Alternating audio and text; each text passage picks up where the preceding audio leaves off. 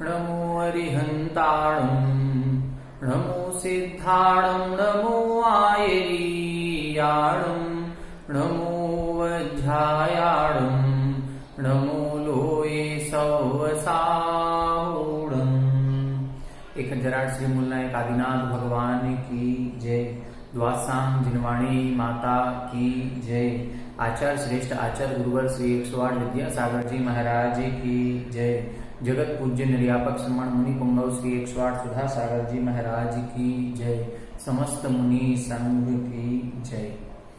आलोक मोदी स्वाध्याय सुधा YouTube channel पर आप सभी दर्शकों का हार्दिक स्वागत है। सभी को मेरा जय जिनेन्द्र। पिछले वीडियो में हमने जीव समास के बारे में समझना प्रारंभ किया था। पिछली एक वीडियो में हमने जीव समास किसे कहते हैं, जीवों के भेद प्रभेद किस प्रकार से होते हैं, जीव समास के कितने भेद होते हैं, जीव समास के 14 भेद, जीव समास के 19 भेद और जीव समास के 57 भेद, इन सभी भेदों को अपन ने समझ लिया था।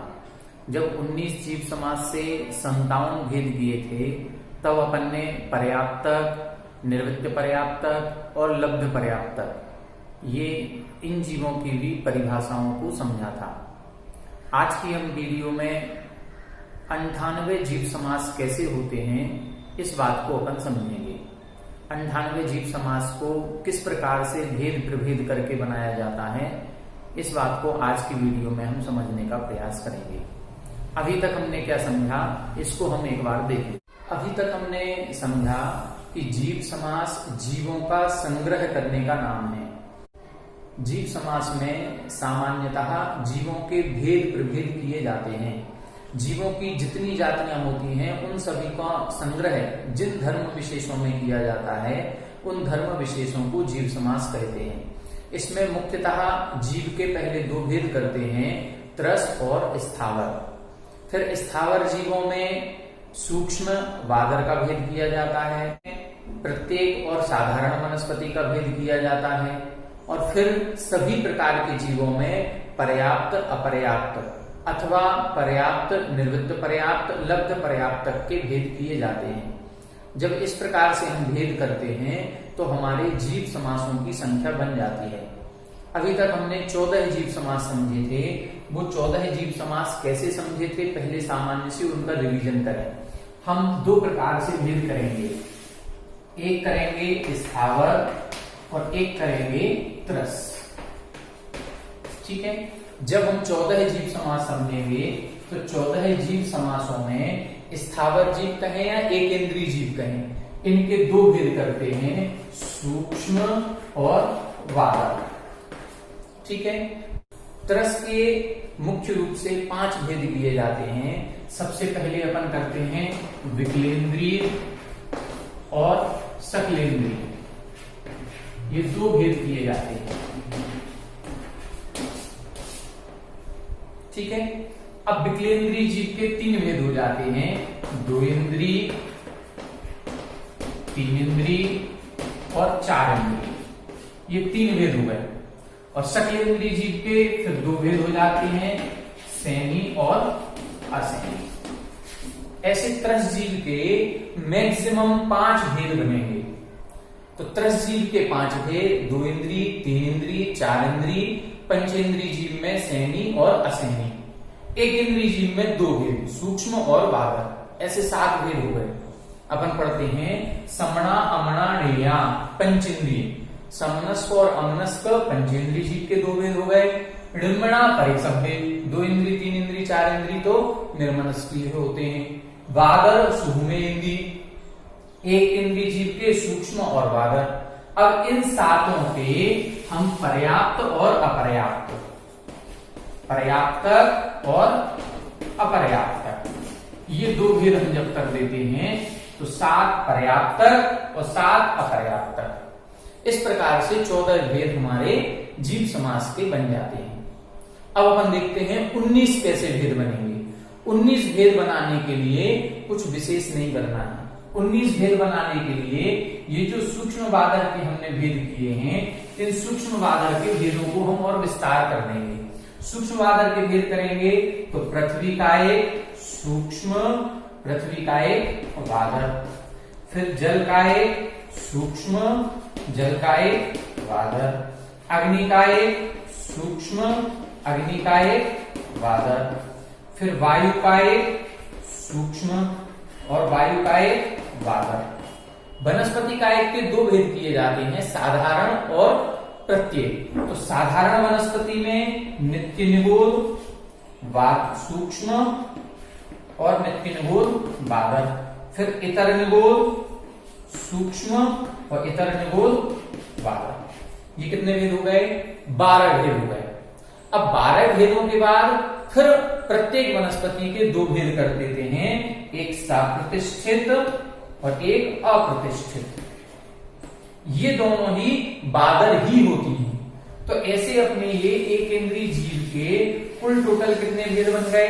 ये एक इंद्रिय जीव के बन जाएंगे 14 भेद और 5 भेद ये आ जाएंगे त्रस जीवों के। तो कितने हो गए? 14 और 5 19। बस कुल तो क्या किया अपन ने? त्रस जीवों के वो जो 5 भेद थे 5 के 5 रखे, एक इंद्रिय जीवों का विस्तार कर दिया।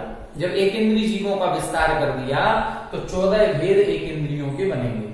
तो एक इंद्रिय के 14 और त्रस जीवों के 5, 2 इंद्रिय, 3 इंद्रिय, 4 इंद्रिय, सैन्य पंचेंद्रिय, असैन्य पंचेंद्रिय। इस प्रकार 14 और 5 19 जीव समास हो जाते हैं।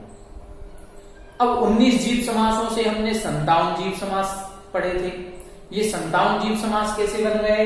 अब इसमें एक तो पर्याप्तक हो गया और पर्याप्तक के बाद अपर्याप्तक के हमने 2 भेद कर दिए, एक लब्ध्य पर्याप्त, ठीक है, और एक होता है निर्वृत्य पर्याप्त। अब इन दोनों को अपन समझ लें। जब ये 3 हो गए, एक पर्याप्तक, लब्ध्य पर्याप्त, निर्वृत्य पर्याप्त, ये 3 सभी में लग जाएंगे। ये जो 19 भेद बनाए हैं ये 19 पर्याप्तक भी हो सकते हैं, ये 19 अपर्याप्तक में लब्ध पर्याप्त भी हो सकते हैं और ये 19 निर्वृत्त पर्याप्त भी हो सकते हैं। इस प्रकार 57 भेद बन जाएंगे।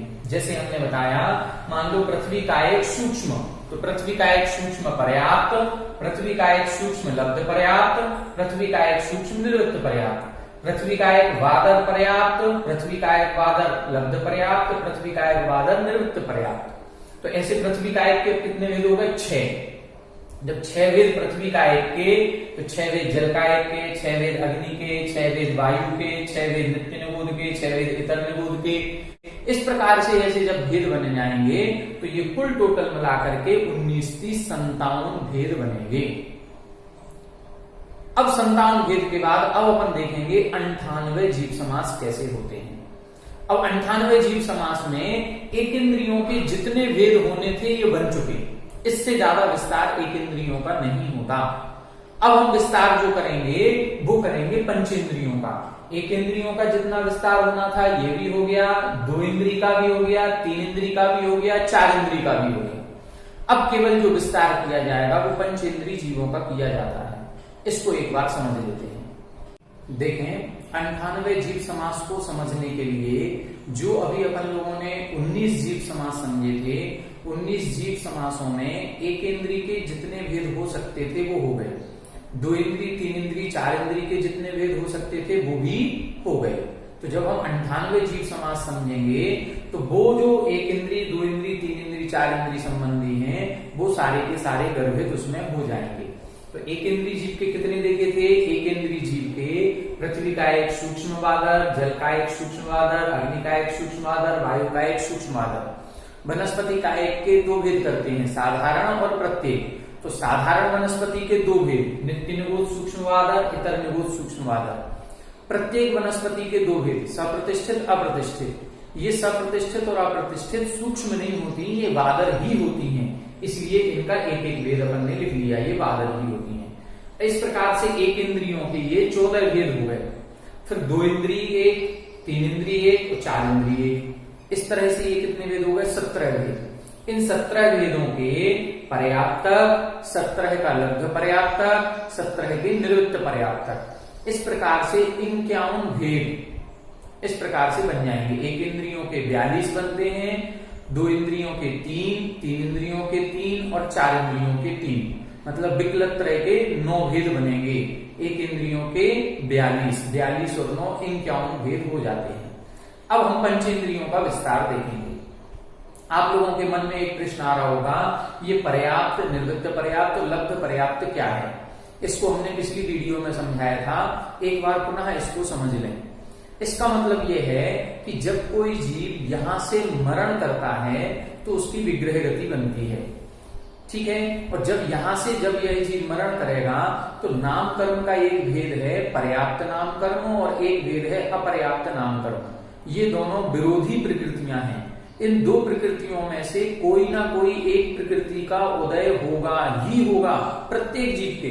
कोई भी गति का जीव हो, कोई भी इंद्रिय वाला जीव हो, पर्याप्त नाम कर्म या अपर्याप्त नाम कर्म, इन दो में से एक ना एक प्रकृति का उदय होता है। अब जिस जीव के पर्याप्त नाम कर्म का उदय होता है वो विग्रह गति के बाद उत्पत्ति स्थान पर पहुंचते ही, अपनी जिस गति में जाना है वहां के जन्म स्थान पर पहुंचते ही वर्गणाओं का ग्रहण करना प्रारंभ करता है। वर्गणाओं का ग्रहण करते ही वो 6 पर्याप्तियों को पूर्ण करने का प्रयास करता है। तो जिसके पर्याप्त नाम कर्म का उदय होता है वो अपनी पूरी पर्याप्तियां पूर्ण कर लेता है। पर्याप्तियां क्या कहलाती हैं, प्राण क्या कहलाते हैं, इसको हम एक अलग वीडियो में आपको विस्तार से समझाएंगे।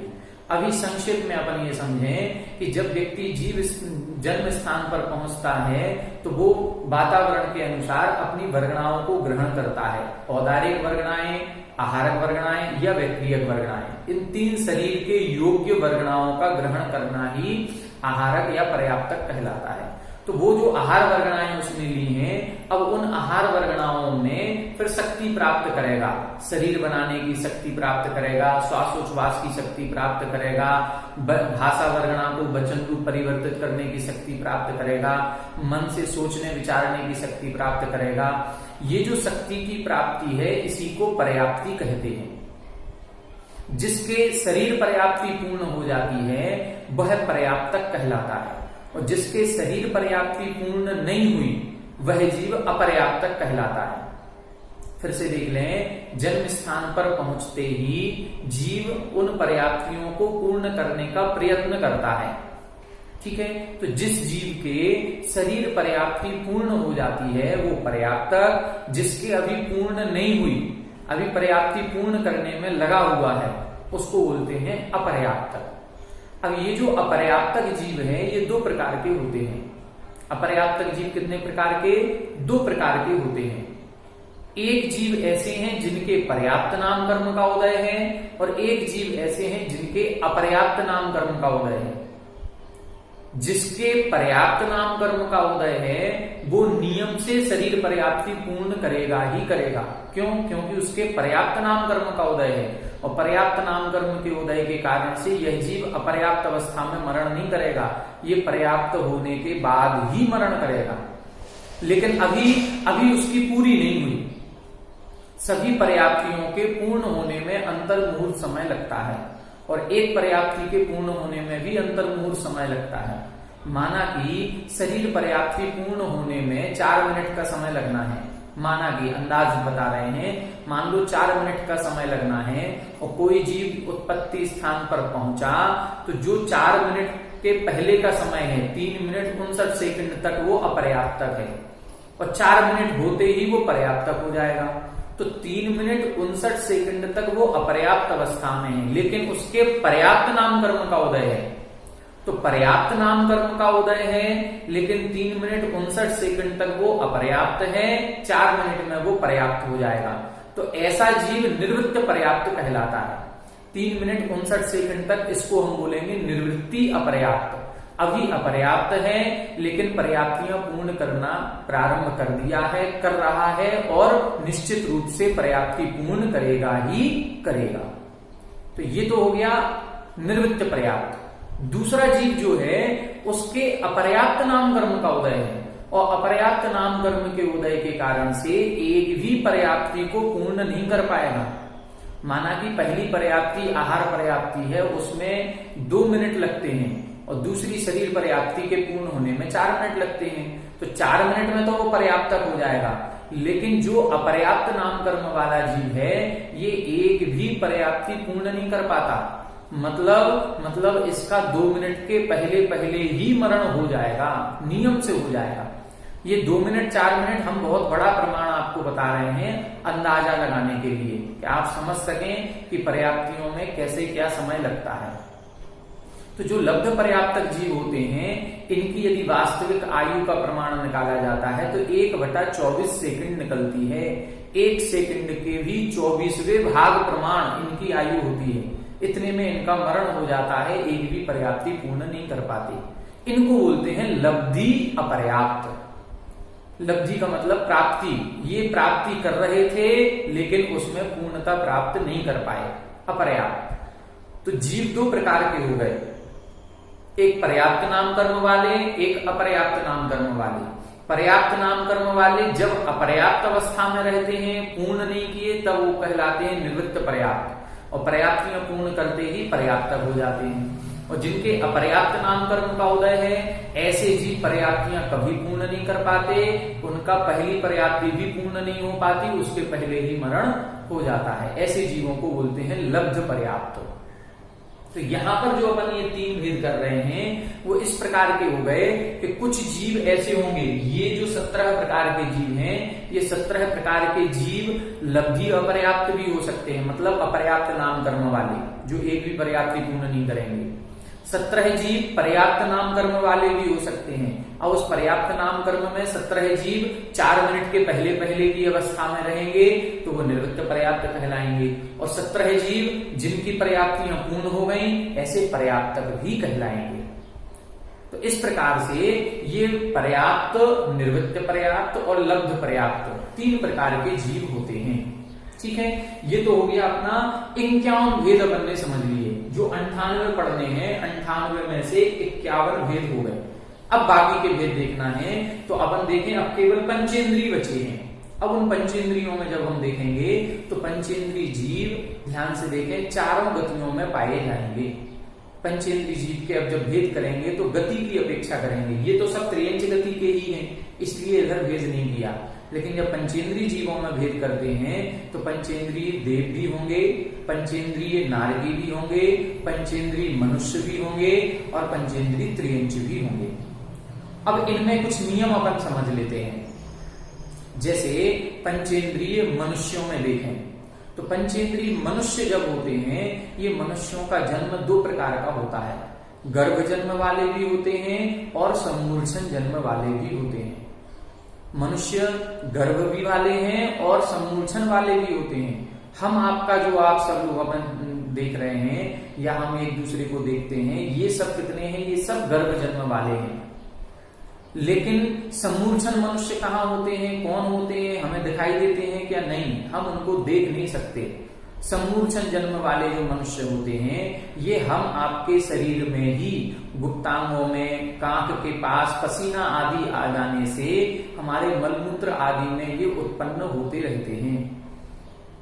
तो ऐसे ये जो सम्मूर्छन मनुष्य होते हैं ये लब्ध पर्याप्तक होते हैं। जो अभी हमने आपको भेद बताया लब्ध पर्याप्त, इनके अपर्याप्त नाम कर्म का उदय होता है और अपर्याप्त नाम कर्म का उदय होने के कारण इनकी आयु ज्यादा नहीं रहती, इनको हम देख नहीं सकते। ये मरते रहते हैं, जन्म लेते रहते हैं, मरते रहते हैं, जन्मते रहते हैं। तो ऐसे लब्ध पर्याप्तक मनुष्य होते हैं। तो जब हम मनुष्यों में भेद करेंगे तो सम्मूर्छन जन्म वाले मनुष्य और गर्भज मनुष्य दोनों प्रकार के, इन मनुष्यों में भी फिर क्षेत्रगत भेद किए जाते हैं। मिलिच खंड के मनुष्य, आर्य खंड के मनुष्य, भोग भूमि के मनुष्य और कुभोग भूमि के मनुष्य। तो ऐसे 4 प्रकार से भेद करते हैं। पहले अपन मनुष्यों को ही समझ लेते हैं। तो मनुष्यों के जब अपन भेद करेंगे मनुष्य गति में, ध्यान से देखें,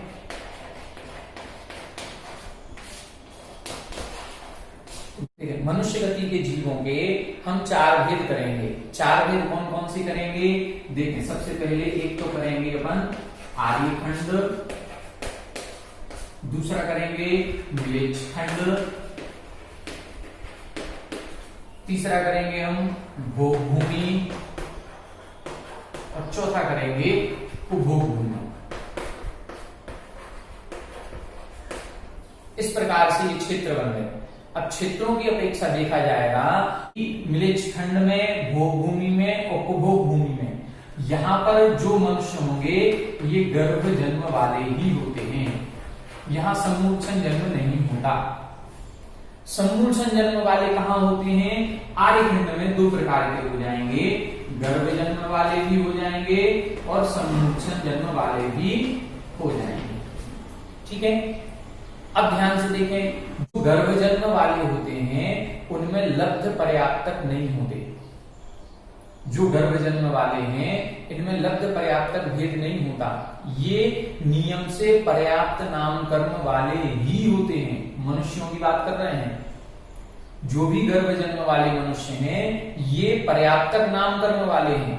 जब पर्याप्तक नाम कर्म वाले होंगे तो इनकी दो अवस्थाएं बनेंगी, या तो बनेंगे निर्वृत्त पर्याप्तक और या पर्याप्तक। तो दो भेद बन गए मिलिच खंड के। फिर भोग भूमि में भी दो भेद बन जाएंगे, निर्वृत्त पर्याप्तक और पर्याप्तक। इसी तरह उपभोग भूमि में जो कुमानुष हैं वो भी निर्वृत्त पर्याप्तक और पर्याप्तक। ठीक, लेकिन आर्यखंड में जो मनुष्य होंगे जो गर्भ जन्म वाले हैं उनके तो दो ही भेद बनेंगे, निर्वृत्त पर्याप्तक और पर्याप्तक। देखें आप, मिलिच खंड के निर्वृत्त पर्याप्त पर्याप्त दो भेद। भोग भूमि के गर्भ जन्म ही होता है तो निर्वृत्त पर्याप्त पर्याप्त। कुभोग भूमि में भी गर्भ जन्म है तो निर्वृत्त पर्याप्त पर्याप्त। यहाँ जो आर्यखंड है, आर्यखंड में गर्भ जन्म वाले भी हैं, समूलक्षण जन्म वाले। तो गर्भ जन्म वालों का तो निर्वृत्त पर्याप्त पर्याप्त, समूलक्षण जन्म वालों का एक भेद ही बनता है लब्ध पर्याप्त। इस प्रकार से कुल कितने भेद बने मनुष्यों के? मनुष्यों के कुल भेद बनेंगे आर्यखंड की अपेक्षा इधर तीन भेद, गर्भ जन्म के दो, समूलक्षण जन्म का एक, फिर मिलिच खंड के दो, भोग भूमि के दो, उपभोग भूमि के दो, बराबर कुल कितने? दो और एक तीन, दो पांच, दो सात, दो नौ भेद बनेंगे मनुष्यों के। क्लियर हो गया? मनुष्यों में केवल इतना याद रखना है कि मनुष्यों में जो समूलक्षण मनुष्य होते हैं वो लब्ध पर्याप्तक ही होते हैं। ठीक, और बाकी जितने गर्भ जन्म वाले हैं ये पर्याप्त और निर्वृत्त पर्याप्तक ही होते हैं। तो जो आर्यखंड बनेगा, आर्यखंड में चूंकि समूलक्षण मनुष्य भी है, गर्भ भी है, इसलिए इधर तीनों भेद बनेंगे, बाकी जगह दो दो भेद ही बनते हैं। इसका मतलब क्या हुआ? इसका मतलब ये हुआ कि भोग भूमि का, कुभोग भूमि का और मिलिच खंडों का वातावरण ऐसा है कि वहां पर समूलक्षण मनुष्यों की उत्पत्ति नहीं होती। ये केवल आर्यखंड के मनुष्यों में ही पाए जाते हैं, अन्य जगह इनकी उत्पत्ति नहीं होती। इस प्रकार से मनुष्यों को देख लिया। देवों में और नारकियों में देखते हैं। अब देखते हैं हम देव और नारकियों की अपेक्षा। देवों में जब हम देखते हैं, देव और नारकियों में दोनों में उत्पाद जन्म होता है, और उत्पाद जन्म वाले इनकी जो आयु होती है मिनिमम 10,000 वर्ष की होती है, इससे कम की आयु होती नहीं। और ये जितने भी देवनारकी होते हैं ये नियम से पर्याप्त नाम कर्म वाले ही होते हैं। जब इनके पर्याप्त नाम कर्म का उदय होगा तो इनके लब्ध पर्याप्त अवस्था नहीं बनेगी। जब तक ये अपर्याप्त रहेंगे तब तक निर्वृत्त पर्याप्त, और सभी पर्याप्ति पूर्ण होते ही पर्याप्त। इसी तरह से नारकी जीव भी निर्वृत्त पर्याप्त और पर्याप्त। तो देव के कितने भेद बने? 2 भेद। और नारकी के कितने भेद बने? 2 भेद। मनुष्य के अभी अपन ने कितने भेद बनाए दिए थे? मनुष्य के अपन ने बनाए थे 9 भेद। कितने भेद बने थे? 9 कैसे बनाए थे? आर्यखंड के 3, मिलिच खंड के 2, भोग भूमि के 2 और भोग भूमि के 2। इस प्रकार से 9 भेद बनाए थे। अब 3 गति हो गई, देव हो गए, नारकी हो गए, मनुष्य हो गए। अब बचे अपने त्रियंश पंचेंद्रियों के भेदों को देखते हैं। देखें, अब अपन त्रियंशों को देखेंगे। यहां अपन ने एक इंद्रिय जीवों के 51 भेद लिख लिए, फिर पंचेंद्रीय जीवों में अपन ने देव के 2, नारकी के 2 और मनुष्य के 9 भेद हो गए। अब त्रियंचों में देखेंगे किसको, पंचेंद्रीय जीवों को। तो त्रियंच पंचेंद्रीय के 3 भेद किए जाते हैं, ध्यान से देखेंगे। त्रियंच पंचेंद्रीय, त्रियंच पंचेंद्रीय के 3 भेद होंगे, जलचर, थलचर और नभचर। ये 3 भेद होते हैं। जल में रहने वाले, पृथ्वी पर रहने वाले और आकाश में गमन करने वाले मुख्य रूप से रहते हैं। तो ये 3 प्रकार के हो गए, जलचर, थलचर, नभचर। ये तीनों भी भेद सेनी भी हो सकते हैं, पंचेंद्रिय की बात है तो ये सेनी भी हो सकते हैं और असेनी भी हो सकते हैं। इसी तरह से ये थलचर जीव भी दोनों प्रकार के, सेनी भी होंगे और असेनी भी होंगे। और इसी प्रकार से नभचर के भी दोनों भेद करेंगे, सेनी और असेनी। तो अब कुल कितने भेद हो गए? अभी अपन ने त्रियंच पंचेंद्रिय के 3 भेद किए थे, अब ये 6 भेद हो गए। ठीक है, अब ये जब 6 भेद हैं, ये 6 भेद गर्भ जन्म वाले भी हो सकते हैं और समूर्छन जन्म वाले भी हो सकते हैं। गर्भ जन्म वाले भी और समूर्छन जन्म वाले भी। अब अपन को ये देखना है कि गर्भ और समूर्छन जन्म जो होता है ये केवल कर्म भूमि में होता है, भोग भूमि में नहीं होता। भोग भूमि में केवल गर्भ जन्म वाले रहते हैं, वहां समूर्छन जन्म नहीं होता। भोग भूमि की चर्चा अभी अपन थोड़ी देर बाद करेंगे, अभी पहले कर्म भूमि की चर्चा कर लेते हैं। ठीक है, ये अपन किसकी चर्चा कर रहे हैं? कर्म भूमि की। ठीक है, ये कर्म भूमि की चर्चा। तो कर्म भूमि में जलचर, थलचर, नभचर। जलचर के 2 भेद, सेनी असेनी। थलचर के 2 भेद, सेनी असेनी। नभचर के 2 भेद, सेनी असेनी। अब ये जो 6 भेद बने हैं, ये 6 भेद इधर से देखें, ये गर्भ जन्म वाले भी और समूर्छन वाले भी। ठीक है, अब इधर भी ये गर्भ समूर्छन, फिर इधर भी ये गर्भ समूर्छन, यहां भी ये गर्भ समूर्छन, फिर यहां इसके भी ये गर्भ समूर्छन और इसके भी होंगे गर्भ समूर्छन। तो कुल कितने भेद हो गए? 1 2 3 4 5 6 7 8 9 10 11 12 भेद हो गए। अब इन 12 भेदों में जब हम देखते हैं, हमने आपको बताया था अभी कि गर्भ जन्म में 2 भेद बनते हैं, निर्वृत्त पर्याप्त, पर्याप्त। समूर्छन जन्म में 3 भेद बनेंगे, पर्याप्त, निर्वृत्त पर्याप्त, लब्ध पर्याप्त। यहां क्या स्थिति बनेगी? अब कितने भेद हो गए अपने? 2 2 4 2 6 2 8 2 10 2 12 भेद। अब इन 12 भेदों में जब हम देखते हैं तो अभी हमने आपको बताया था गर्भ जन्म वाले पर्याप्त नामकरण वाले ही होते हैं।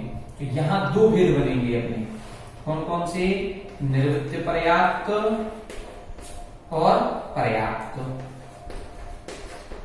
लेकिन जो समूर्छन जन्म वाले होंगे उनके 3 भेद बनेंगे, ये पर्याप्त भी होंगे, निर्वृत्त पर्याप्त भी होंगे और लब्ध पर्याप्त भी होंगे, क्योंकि समूर्छन जन्म में ही लब्ध पर्याप्तक का भेद बनेगा। ये पर्याप्तक भी होंगे, निर्वृत्त पर्याप्तक भी होंगे, लब्ध पर्याप्तक भी होंगे। त्रियंच जो होते हैं समूर्छन जन्म वाले, ये तो पर्याप्तक भी हो सकते हैं, निवृत्त पर्याप्तक भी हो सकते हैं और लब्ध पर्याप्तक भी। लेकिन मनुष्य में जो समूर्छन होते हैं ये कभी निवृत्त पर्याप्त पर्याप्त नहीं होते। समूर्छन मनुष्य नियम से लब्ध पर्याप्तक ही होता है। इसलिए जब अपन ने मनुष्यों के भेद किए थे तो समूर्छन में एक ही भेद लगाया था, लब्ध पर्याप्तक का। लेकिन जब त्रियंचों में लगाएंगे तो तीनों भेद लगाएंगे, पर्याप्तक, निवृत्त पर्याप्तक, लब्ध पर्याप्तक। तो एक के कितने भेद हो रहे हैं? ये एक सेमी जीव के यदि वो गर्भ जन्म वाला है तो 2 भेद और समूर्छन जन्म वाला है तो 3 भेद। तो कुल कितने हो गए? ये कुल हो गए ये 5 भेद, 5 हो गए ये। अब 5 इधर बन रहे हैं अपने, तो 5 इनके भी बनेंगे, फिर 5 इधर इनके भी बनेंगे, फिर 5 इधर इनके भी बनेंगे, 5 इधर इनके भी बनेंगे और 5 इनके भी बनेंगे। फिर से देख लें एक बार, जलचर जीव के सेमी असेमी दो भेद किए। सेमी जीव गर्भ जन्म वाले भी हो सकते हैं, समूलछन जन्म वाले भी हो सकते हैं। तो जलचर सेमी के कितने भेद हो गए? 5 भेद। फिर जलचर असेमी के कितने भेद हो जाएंगे? 5 भेद। थलचर सेमी के 5 भेद, थलचर असेमी के 5 भेद, नवचर सेमी के 5 भेद और नवचर असेमी के 5 भेद। तो कुल कितने भेद हो गए? 5, 5, 10, 15, 20, 25 और 5, 30 भेद हो जाएंगे। कर्म भूमि पंचेंद्रीय त्रियंच के कितने भेद हो गए? 30 भेद हो गए। फिर से एक बार देख लें, कर्म भूमि में जो त्रियंच होते हैं वो 3 प्रकार के, जलचर, थलचर, नवचर। ये जलचर, थलचर, नवचर सेमी भी हो सकते, असेमी भी हो सकते हैं। तो इनके हो गए अब ये 6 भेद। अब ये 6 भेद गर्भ जन्म वाले भी हो सकते हैं, समूलछन जन्म वाले भी हो सकते हैं। गर्भ जन्म होगा तो 2 प्रकार के होंगे, या तो निर्वृत्त पर्याप्तक होंगे या पर्याप्तक होंगे। तो 6 भेद निर्वृत्त पर्याप्तक, 6 भेद पर्याप्तक। फिर इधर देखें, 6 भेद पर्याप्तक, 6 भेद निर्वृत्त पर्याप्तक, 6 भेद लब्ध पर्याप्तक। तो ऐसे 5 भेद, तो 6 पंचे 30 भेद हो जाएंगे। 6 पर्याप्तक, 6 निर्वृत्त पर्याप्तक, गर्भ जन्म की अपेक्षा 12 भेद और समूलछन की अपेक्षा 18 भेद। 6 पर्याप्तक, 6 निर्वृत्त पर्याप्तक, 6 लब्ध पर्याप्तक। तो 18 और 12 30 भेद। कैसे भी लगा लें इनको, कहीं से भी ऊपर नीचे कर लें। पहले जलचर, थलचर, नवचर के भेद से कर लें, चाहे सैनी असैनी के भेद से कर लें, उत्तर आएगा बाद में अपना 30 ही। अब भोग भूमि में देखें, भोग भूमि में क्या स्थिति बनती है? तो भोग भूमि में 2-3 नियम हैं। सबसे पहला नियम भोग भूमि में, सबसे पहला नियम है भोग भूमि में जलचर जीव नहीं होते। ठीक, कितने होंगे? 2, थलचर और नवचर। दूसरा नियम है भोग भूमि में सभी जीव सेमी ही होते हैं, असेमी नहीं होते। और तीसरा नियम है भोग भूमि में समूलछन जीव नहीं होते। अब इन 3 नियमों को अपन को देखना है। 3 नियमों को देखते हुए अपन जब भोग भूमि के जीवों की चर्चा करेंगे तो क्या बनेगी स्थिति? ये जलचर जीव नहीं बनेंगे। कौन बनेंगे? थलचर और नवचर। ठीक है, तो भोग भूमि के जब उनका यहां ये उठा दें, कर्म भूमि के कितने हो गए? कर्म भूमि के अपने हो गए 30। ठीक, अब भोग भूमि को देखें। भोग भूमि में कौन से होंगे? थलचर और नवचर। अब ये कौन से होंगे? ये सेमी ही होंगे, ये भी सेमी ही होंगे, असेमी होते ही नहीं। ये गर्भ जन्म वाले ही होंगे, समूलछन होते ही नहीं है, ये भी गर्भ जन्म वाले ही होंगे। और गर्भ जन्म में कितने भेद बनेंगे? गर्भ जन्म में 2 भेद बनेंगे, पर्याप्तक और निर्वृत्त पर्याप्तक। तो इधर गर्भ जन्म के 2 भेद, यहां लिखेंगे अपन पर्याप्तक, यहां लिख देंगे अपन निर्वृत्त पर्याप्तक। इसी तरह यहां पर भी ये 2 भेद बन गए, एक पर्याप्तक और एक निर्वृत्त पर्याप्तक। कुल कितने भेद बने? 2 भेद इधर और 2 भेद इधर। कितने हो गए? 4। तो भोग भूमि के बने 4। कुल कितने हो गए? 34। तो त्रियंच पंचेंद्रीय के जो भेद बनते हैं ये 34 भेद बनते हैं, इससे ज्यादा भेद नहीं बनते। क्या हुआ? मनुष्यों में जब अपन ने भेद किए थे तो मनुष्यों में कर्म भूमि में भेद किए थे, भोग भूमि किए थे और कर्म उपभोग भूमि किए थे। कर्म भूमि के आर्यखंड और मिलित खंड के भेद किए थे। तो ऐसे अपन ने 4 भेद किए थे। लेकिन त्रियंचों में जब भेद किए जाते हैं तो त्रियंचों में आर्यखंड मिलित खंड का भेद नहीं होता। क्यों नहीं होता? क्योंकि आर्यखंड हो चाहे मिलित खंड हो, गर्भ और समूलछन जन्म वाले जीव दोनों जगह पाए जा सकते हैं। हमारे यहाँ क्यों भेद कर दिया मनुष्यों में? क्योंकि मिलित खंड में ये जो अपने समूलछन मनुष्य हैं ये नहीं पाए जाते, ये केवल आर्यखंड में होते हैं, इसलिए वहां पर आर्यखंड मिलित खंड का अलग अलग भेद किया। दूसरी चीज, एक सिद्धांत थोड़ा सा डिस्प्यूट है कि कुछ आचार्य उपभोग भूमि में त्रियंचों को मानते हैं कि वहां पर त्रियंच भी पाए जाते हैं, जैसे तिलोपन्नतिकार ने एक गाथा में लिखा कि वहां पाए जाने वाले मनुष्य और त्रियंच सबकी आयु एक पल्ले की होती है। तो उनके इस कथन से ऐसा लगता है कि वहां त्रियंच होते हैं, लेकिन यहाँ जो अपन जीवकांड पढ़ रहे हैं, जीवकांडकार ने जब जीव समास का 98 का वर्णन किया तो यहाँ कुभोग भूमि त्रियंचों का वर्णन नहीं किया। तो ऐसा लगता है कि संभवतः कुभोग भूमि में त्रियंच नहीं होते होंगे, कुभोग भूमि में केवल मनुष्य ही होते होंगे, वो मनुष्यों का शरीर ही त्रियंचों जैसा होता है। तो दोनों प्रमाण मिलते हैं, हम दोनों बातों को स्वीकार कर लेंगे। ठीक है, तो इस प्रकार से देखा जाए तो त्रियंच पंचेंद्रिय के 34 भेद हो गए, कर्म भूमि के 30 और भोग भूमि के 4। अब ये अपने कुल टोटल पूरे 98 भेद हो गए। अब इन 98 भेदों को हम जब देखेंगे तो कौन कौन सी लिखेंगे? पहले एक इंद्रिय, एक इंद्रिय के कुल कितने थे अपने? 14 गुणे 3 किए थे, कुल कितने हो रहे थे? 42। ठीक, फिर 2 इंद्रिय के कितने थे? 2 इंद्रिय के 3, 3 इंद्रिय के भी 3, 4 इंद्रिय के भी 3। अब पंचेंद्रियों में देवों के कितने? 2, पर्याप्त निर्वृत्त पर्याप्त। नारकी के कितने? पर्याप्त निर्वृत्त पर्याप्त। फिर मनुष्यों के अपन ने 9 भेद देखे थे। 9 भेद कैसे देखे थे? 3 आर्यखंड के, 2 मिलेच्छ खंड के, 2 भोग भूमि के, 2 कुभोग भूमि के। फिर त्रियंचों में कितने देखे? त्रियंचों में अपन ने देखे कर्म भूमि के 30 और भोग भूमि के 4, कुल कितने हो गए? 34।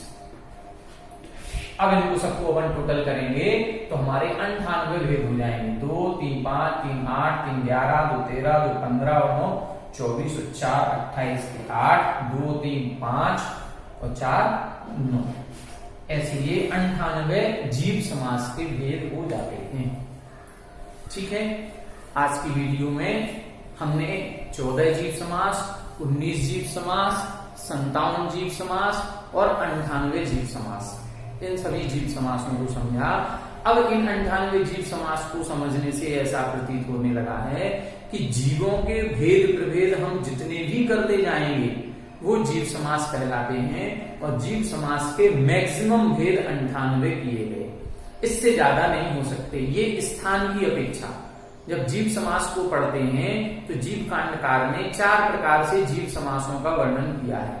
स्थान की अपेक्षा किया है, उनकी अवगाहना की अपेक्षा किया है, उनके जन्म स्थान आधार यानी योनि स्थान की अपेक्षा भी किया है, और कुल की अपेक्षा किया है। तो इस प्रकार से जीव समास के 4 प्रकार से वर्णन होते हैं। ये अपन ने जो वर्णन पढ़ा है ये स्थान की अपेक्षा से पढ़ा है। जब अवगाहना की अपेक्षा से पढ़ेंगे तो एक इंद्रिय जीवों की अवगाहना कितनी, 2 इंद्रिय जीवों की अवगाहना कितनी, अवगाहना की अपेक्षा से सभी जीवों का वर्णन आएगा। कुल की अपेक्षा से पढ़ेंगे तो 199 करोड़ कुल कोटियां होती हैं, उनकी अपेक्षा जीवों का वर्णन आएगा। योनियों की अपेक्षा वर्णन करेंगे तो योनियों की अपेक्षा गुण योनि और आकार योनि, इस अपेक्षा से वर्णन होता है। गुण योनि वही सचित्त, अचित्त, सचित्ताचित्त, शीत उष्ण, शीतोष्ण, समृद्ध विवृत, समृद्ध विवृत, और आकार योनि में कूर्मोन्नत, वंशपत्र और एक और संख्यावर्त। इस प्रकार से 3 प्रकार की योनियों की अपेक्षा से भी जीव समास का वर्णन होता है। तो ये मुख्य रूप से जीव समास का स्थान की अपेक्षा जो वर्णन होता है वो अपन ने आज समझ लिया। अगली वीडियो में हम आपको किसी एक नए विषय को लेकर के आपके सामने प्रस्तुत होंगे, उस विषय को अपन समझेंगे। तब तक के लिए जय जय।